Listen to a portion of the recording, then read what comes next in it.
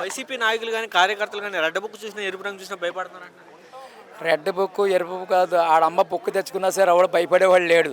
అర్థమైంది మీకు? ఆడమ్మ బుక్కు మళ్ళీ చెప్తున్నాను, అది రికార్డ్ చేసుకోండి. ఎందుకంటే ఇవన్నీ వైఎస్ఆర్సీపీ అనేది ఒక విప్లవం.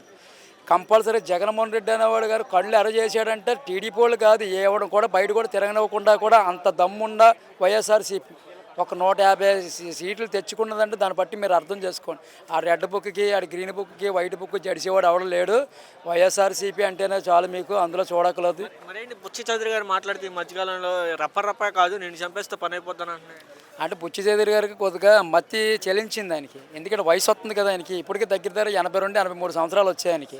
ఈ 83 సంవత్సరాల్లో ఏం మాట్లాడుతున్నాడు? పిచ్చిగా మాట్లాడుతున్నాడు. ఒకసారి మన ఏదో నియోజకవర్గానికి వెళ్ళి ఎవరో ఒక ఆడపిల్లని ఏదో మాట్లాడిపోయి అమ్మాయిని ఏదో అన్నాడట, జోడు చూపించింది అమ్మాయి. అంటే ఏంటంటే కొద్దిగా మెంటల్గా ఫీల్ అయిపోయింది. ఇప్పుడు జగన్మోహన్ రెడ్డి గారు అనేది రప్పరప్ప అని ఆయన అనలేదు. వాళ్ళు టీడీపీ క్యాండిడేట్, అందులో ఒక కుర్రోడో కూడా రప్పరప్ప అంటే రప్పరప్ప ఏంటంటే దాని అర్థం అనేసి ఆయన అడిగాడే కానీ ఆయన వివరించి ఇచ్చి ఇలా తీసేస్తారు తలకాయలు అనేది లేదు. మరి నిజంగా బుచ్చి చౌదరి గారికి నిజంగా మరి 7 సార్లు ఎమ్మెల్యే చేసాడు ఆయన. మరి జగన్మోహన్ రెడ్డి గారు ఆయన కొడుకుతో సమానం. మరి ఆయన తల తీసేస్తాను అనే మాట నిజంగానే జగన్మోహన్ రెడ్డి గారు ఏంటంటే ఆగండి అని ఆలోచించారు. లేకపోతే ఒక సెకండ్ పట్టదు. ఆ ఇల్లు ముట్టడొచ్చడం కాదు, అదే బుచ్చి చౌదరిని మేము తల తీసేస్తాం అందరూ కూడా వచ్చి. మా చేతకాక కాదు, చేతకాని వాళ్ళు ఎవరు కూడా లేదు. ఇక్కడ భర్తరామాన ఆయన ఒకసారి ఆదేశాలు ఇస్తే ఒక్క టీడీపీ కాదు, గల్లీలో కాదు, ఇల్లుల్లో కూడా తిరగకుండా చేయగల దమ్ము ఉండేది మాకంతా కూడా. కానీ ఏంటంటే అక్కడ జగన్మోహన్ రెడ్డి గారు ఓపికతో ఉండండి, ప్రతి ఒక్కరు కూడా మనం ప్రజల్లోకి వెళ్ళండి, మంచి చూడండి అని ఒక ఆయన చెప్పిన వల్ల అందరూ కూడా ఆలోచించవచ్చు. జగన్మోహన్ రెడ్డి గారు కూడా ఈ మధ్యకాలంలో బాబు సూర్యుడి మోసం గ్యారెంటీ అని కార్యక్రమం చేపట్టాడు. మీరు వెళ్తారా? జనాలకు వెళ్ళే ధైర్యం ఉందంటారు వైసీపీ వాళ్ళు? 100కి 200% అండి. బాబు చూస్తున్నారు కదా, మేమే చెప్పక్కర్లేదు. ఈరోజు కరెంటు బిల్లులు చూశారు, ఏమన్నాడు ఆయన? నేను వచ్చినంటే నేను సంపద సృష్టిస్తాను, మీకు జాబులు ఇస్తాను మీకు అన్నాడు. ఈరోజు చూస్తారు కరెంటు బిల్లు రేట్లు ఎలా పొలమని. 1000 రూపాయలు వచ్చిన కరెంటు బిల్లు ఈరోజు 3000 రూపాయలు వస్తుంది. 3000 వచ్చింది, 7000 6000 బిల్లు వస్తున్నాయి. ప్రజలు చాలా మటుకు బాధపడుతున్నారు. వాళ్ళు ఇంటి పన్నులు పెంచేశారు, కూరగాయల రేట్లు పెరిగిపోయి ఇవన్నీ. ఆయిల్ అన్నాడు, అది పెరిగిపోయింది. మరి ఇదివరకు ఆయిల్ రేటు 95 రూపాయలు ఉండే ఆయిల్ రేటు ఇప్పుడు 135 రూపాయలు చేశాడు. 135 రూపాయలు ఉన్న ఆయిల్ రేటు ఇప్పుడు 160 రూపాయలు చేసాడు. ఇంత గవర్నగానే ప్రభుత్వం చూడలేదు. మరి మీరు అన్నట్టుగానే బాబు వస్తే జాబులు రావు, జనాలు సర్వనాశనం అయిపోతారు, అందులో సమస్య లేదు. ఉన్నవాడు కూడా పోస్టు ఊడిపోయి రోడ్ల మీద తిరుగుతారు బేవర్సలా. బాబు రాకూడదు. నెక్స్ట్ కూడా ప్రతి ఒక్కరు కూడా ప్రజల్లో కూడా మళ్ళీ చెప్తున్నాను, 175 అనేది ఏదైతే జగన్మోహన్ రెడ్డి గారు ఉన్నారో ఆ 175 కన్ఫర్మ్గా ఈసారి మెజార్టీతో కొట్టుకొస్తారు ప్రతి ఒక్కరు కూడా. మరి ఈసారి 11 కాదు, ఈసారి 1 కూడా పరిమితం చేస్తా అంటున్నాడు పవన్ కళ్యాణ్. పవన్ కళ్యాణ్ గారిని నెక్స్ట్ ఒక నగమని చెప్పండి. మొన్న వైజాగ్లో 0 అయిపోయాడు, అక్కడ ఒకటి 0 అయిపోయాడు, ఎక్కడ భీమవరంలోని. ఏదో లక్కీగానే ఈవీఎంలు ట్యాంపరింగ్లు చేసి ఒక 80 ట్యాంపరింగ్లు పెట్టి ఈవీఎంలు ఏదో నగ్గాడు. నగ్గిన తర్వాత ప్రభుత్వానికి అది చూస్తాను ఇది చూస్తానని చెప్పేసి ఏదో హామీలు పెట్టాడు, అవి కూడా ఏమైనా నెరవేర్చలేదు. ఈరోజు అదే పిఠాపురంలోని మగాడైతే లేదా మనగాడైతే పోటీ చేయమని చెప్పండి నెక్స్ట్ ఎలక్షన్కి. నిజంగా పవన్ కళ్యాణ్ సిద్ధశుద్ధి ఉంది, నేను జనాల్లో నేను చేశాను చెందానని ఒకసారి అలమానండి అక్కడ. ఎందుకంటే ఒకటే మీకు ఉదాహరణ, అక్కడ ఆల్రెడీ వర్మ అనే వ్యక్తి పవన్ కళ్యాణ్ భుజం మీద వేసుకొని వర్మ అనే వ్యక్తి నగ్గిస్తే ఇప్పుడు అదే వర్మ అనే వ్యక్తిని పక్క పెట్టారు. వర్మ గారు కూడా మరీ చెప్తున్నాం, మేము ప్రెస్లో చెప్తున్నాం. వర్మ గారు కూడా దయ్యుంచి ఇలాంటి మోసగాళ్ళు మోసం చేసిన వాళ్ళు నమ్మకాన్ని దయ్యుంచి ఇలాంటి వాళ్ళు నమ్మారనుకో రేపు పొద్దున ఇప్పుడే మీరు 0 అయిపోయారు. నిజంగా మీ వల్ల నగ్గాడు అక్కడ పవన్ కళ్యాణ్ అనేవాడు. మరి ఇప్పుడు ఈరోజు మిమ్మల్ని 0 చేశారు అక్కడ. దాన్ని బట్టి మీరు ఆలోచించుకోండి, మీ నిర్ణయం బట్టి ఏ గవర్నమెంట్ బాగుంటుంది, ఏది బాగుంటుంది, మనకి 10 మందికి ఉపయోగపడే వాళ్ళు ఎవరున్నారో మనకి అనేది మీరు ఆలోచించుకుంటే వర్మ గారు కూడా బాగుంటుంది. సార్, చంద్రబాబు నాయుడు గారు మాట్లాడుతూ సుపరిపాలనకి తొలి అడిగేసామని చెప్తున్నారు, ఎలా ఉండబోతుంది అంటారు? చంద్రబాబు నాయుడు గారు మాట్లాడిన మాట తొలి అడిగి అన్నాడు. తొలి అడిగి కాదు, దరిద్రం అడిగేసాడు. ఎందుకంటే ఇప్పుడున్న పొజిషన్ బట్టి చూసుకుంటే చంద్రబాబు నాయుడు ఏదో సూపర్ 6 అని చెప్పాడు, హామీలు ఇచ్చాడు, అన్నీ కూడా గంగలో ముంచి నేల నుంచి పైకి వచ్చాయి. చంద్రబాబు నాయుడు పేరు చెప్తే చాలు జనాలందరూ కూడా చీచీ అని తిడుతున్నారు. ఈరోజు వార్డుల్లో కానీ అలా జిల్లాల్లో కానీ మండలాల్లో కానీ మేము తిరుగుతున్నాం, చూస్తున్నాం. ప్రతి ఒక్కరు కూడా చంద్రబాబు నాయుడు సూపర్ 6 అన్నాడమ్మా, అమ్మఒడి అన్నాడు, చెయ్యొద్దు అన్నాడు, ఏదైతే జగన్మోహన్ రెడ్డి గారు పెట్టారో ఆ పథకాలన్నీ కూడా అమలు చేస్తాను సూపర్ అని చెప్పాడు. ఈరోజు ఏ పథకం కూడా అమలు చేయకుండా అన్నీ కూడా గంగలో కలిపాడు. ఈరోజు మరి చదువుకున్న పిల్లలు బోలె మంది ఉన్నారు.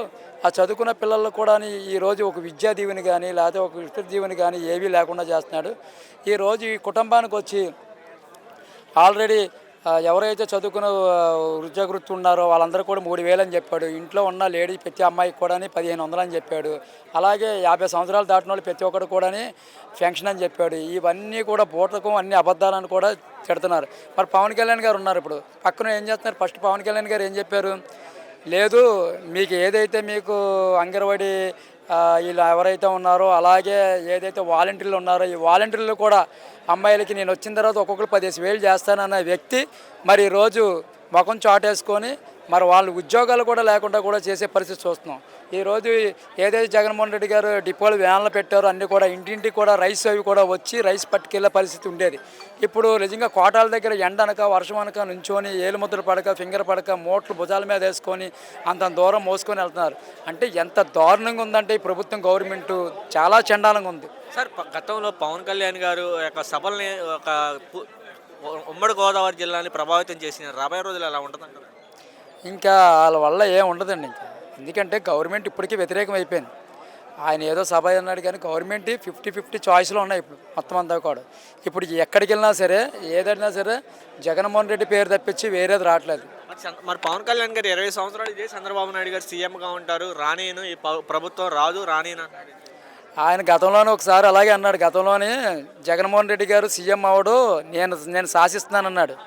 ఏం శాసిచ్చాడు? 151 సీట్లు కొట్టుకొని జగన్మోహన్ రెడ్డి వచ్చాడు. ఆయన అంటే ఏంటంటే వీడన్ని అబద్ధాల మాటలు. పవన్ కళ్యాణ్ ఎలా ఉంటాయంటే పొద్దున మాట, మధ్యాహ్నం మాట, సాయంత్రం మాట ఉంటుంది. ఆ మాట పట్టించుకున్నంత ఎవరు కూడా లేదు. ఆ మాట కూడా పట్టించుకునే పరిస్థితి కూడా ఎవరు కూడా ప్రజలు లేరు. అది మట్టుకి గోదావరి జిల్లా ఎలా ఉంటుంది? గోదావరి జిల్లా ఈసారి బ్రహ్మాండ మెజార్టీతో వస్తుంది. ప్రతి ఒక్క ఎమ్మెల్యే కూడా ఏదైతే ఇప్పుడు వీళ్ళు ఎమ్మెల్యేలకి మెజార్టీ వచ్చిందో అదే ఎమ్మెల్యేలు సేమ్ 151 ఏదైతే జగన్మోహన్ రెడ్డి అన్నాడు ఈసారి 175 ఈజీగా కూడా కొట్టే అవకాశాలు బ్రహ్మాండంగా కనిపిస్తున్నాయి. మీకు అందులో చూడక్కర్లేదు. రైతుల పరిస్థితి ఎలా ఉంది? రైతులకి ఏముందండి? రైతు అన్నాడు, అది అన్నాడు, రైతు భరోసా అన్నాడు, ఇది ఇస్తాను అది అన్నాడు. ఎవరికి ఇవ్వలేకపోయాడు. అందరిని కూడా గంగలో తొక్కిస్తారు. రైతులందరూ కూడా మిర్చి ఆటలో వీళ్ళందరూ కూడా రోడ్లు ఎక్కి ఇప్పుడు ధర్నాలు అవి పెడుతున్నారు. మీకు అంతా ఇప్పుడున్న పొజిషన్ చూస్తున్నాం కదా మనం ఎలా ఉందన్నదో. ఈరోజు సపోజ్ ఉదాహరణకి వేసుకుంటే రాజమండ్రి సిటీ ఒక ఉదాహరణకి వేసుకుంటే ఈరోజు ఒక మార్గాన్ భర్తరామ్ అనే వ్యక్తి ఒక ఎంపీ చేసిన తర్వాత నియోజకవర్గాలన్నీ కూడా తిరిగి ఒక తాట మీద తీసుకొచ్చాడు. మళ్ళీ ఇదే రాజమండ్రి ఈరోజు ఒక డెవలప్మెంట్ గాను ఒక అభివృద్ధి కార్యక్రమం చేయనందుకు ఏకైక వ్యక్తి మార్గాన్ భర్తరామ్ గారు. ఈరోజు చూస్తున్నారు మీరు సీసీ రోడ్లు కానీ పార్కులు కానీ. అంతెందుకు ఒక చిన్న ఉదాహరణకి ఈరోజు చాలామంది ఎస్టీ ఎస్సీ అలా ఓసీ క్రిస్టియన్స్ ఎవరైతే ఉన్నాయో ఎవరికి కూడా సమాధి అనేది లేకుండా పోయింది. మరి ఈరోజు 7 ఎకరాల పైన సమాధి బొంబూరులో 7 ఎకరాలంటే ఇప్పుడు ఎకరం వచ్చి అక్కడ 3 కోట్లు సుమారు ఉందంటే 7 అంటే దగ్గర 30 కోట్ల రూపాయలు విలువ చేసే ఎకరాలు క్రిస్టియన్స్కి సమాధుల కింద ఏకైక ఇచ్చిన వ్యక్తి మార్గాన్ భర్తరామ్ గారు. అలాగే ఈరోజు ఏదైతే మారంపూడి బ్రిడ్జ్ ఉందో మారంపూడి బ్రిడ్జ్ ఎన్నో మంది యాక్సిడెంట్లతో చచ్చిపోయిన వాళ్ళు ఉన్నారు. ఎన్నో మంది కాలు చేతులు ఇరిగిపోయిన ఉన్నారు, ప్రాణాలు చనిపోయిన ఉన్నారు. మరి వీళ్ళందరికీ కూడా నేనున్నాను, నా ఆస్తి అమ్మైనా సరే నేను ఇక్కడ బ్రిడ్జి కడతాను, నేను ఎంపీ పదవిలో ఉన్నానని చెప్పేసి మరి ఇన్ని మంది ఎంపీలు చూసాం. మరి భర్తరామ్ గారు అనే వ్యక్తి ఏకైక ఎంపీని ఇప్పుడే చూస్తున్నాం మనం. వర్క్లో ఆటలో కూడా బ్రిడ్జి నిర్మించాడు, బ్రిడ్జి చేయించాడు అక్కడంతా కూడా మారంపూడి బ్రిడ్జి. ఈరోజు యాక్సిడెంట్లు అవి కూడా తగ్గి బ్రహ్మాండంగా ఉన్నాయి. మరి అలా కరోనా టైంలో ఏదైతే కోవిడ్ టైంలోని ఎక్కడ కనిపించారండి? చంద్రబాబు నాయుడు కనిపించాడా? పవన్ కళ్యాణ్ కనిపించాడా? లోకేష్ కనిపించాడా? ఎవడు కనిపించాడు చెప్పండి? మన రాజమండ్రి పరిధి ఉదాహరణ వేసుకుంటే కోవిడ్ టైంలోనే మార్గాన్ భర్తరామ్ గారు రెడ్ జోన్లో ఉండే వాళ్ళకి 35,35,000 మందికి సుమారుగా కిరాణా కిట్లు ఇచ్చి ప్రాణదాత అయ్యాడు. ఆ రోజు అదే గవర్నమెంట్ హాస్పిటల్లోనే ఆక్సిజన్లు పెట్టి 4 మందికి ప్రాణదాత అయ్యాడు. మరి ఇవన్నీ కనిపించలేదా? ఇవన్నీ చెయ్యట్లేదా? రాష్ట్రంలో ఎటువంటి అభివృద్ధి లేదు. ఓన్లీ ఇప్పుడు చంద్రబాబు నాయుడు వచ్చినాకే అభివృద్ధి అనేది ముందడుగు వేస్తుందని చెప్పండి. చంద్రబాబు నాయుడు వచ్చిన తర్వాత మొత్తం జీరో అయిపోయింది. ఇంకా జగన్మోహన్ రెడ్డి గారు వచ్చిన తర్వాత 2 సంవత్సరాలు కోవిడ్ టైంలో కూడా బయట రాని పరిస్థితులు ఉన్నా సరే ప్రజలను కాపాడుకున్నాడు. రోడ్లు కానీ డ్రైనేజ్ కానీ అన్నీ కూడా వేసుకొని రాజమండ్రి ఒక డెవలప్మెంట్ చేశాడు. ఎందుకు ఉదాహరణకు ఒక రాజమండ్రిలో లెక్కతో ఒక మెడికల్ కాలేజ్ కట్టారు. ఇక్కడ ఎవరు కట్టారు చెప్పండి? మెడికల్ కాలేజ్ ఎంత అంటే చెప్తున్నారు. జగన్మోహన్ రెడ్డి గారు మెడికల్ కాలేజ్ అది కట్టించారు భర్తరామ్ గారు ఆధ్వర్యంలో. మీకు ఏదైనా సరే మనకి కంపల్సరీగా గవర్నమెంట్ రావాలి, గవర్నమెంట్లో అభివృద్ధి కావాలి, చెయ్యాలంటే ఒక వైఎస్ఆర్సీపీ ఒకటి వస్తే కంపల్సరీగా 100కి 100% కూడా మీకు డెవలప్మెంట్ అవుతుంది. మీకు చంద్రబాబు నాయుడు అన్నీ బోగస్ మాటలు. ఆ మాటలు నమ్మేవాళ్ళు కూడా ఇప్పుడు జనాలు అందరూ కూడా లేరు.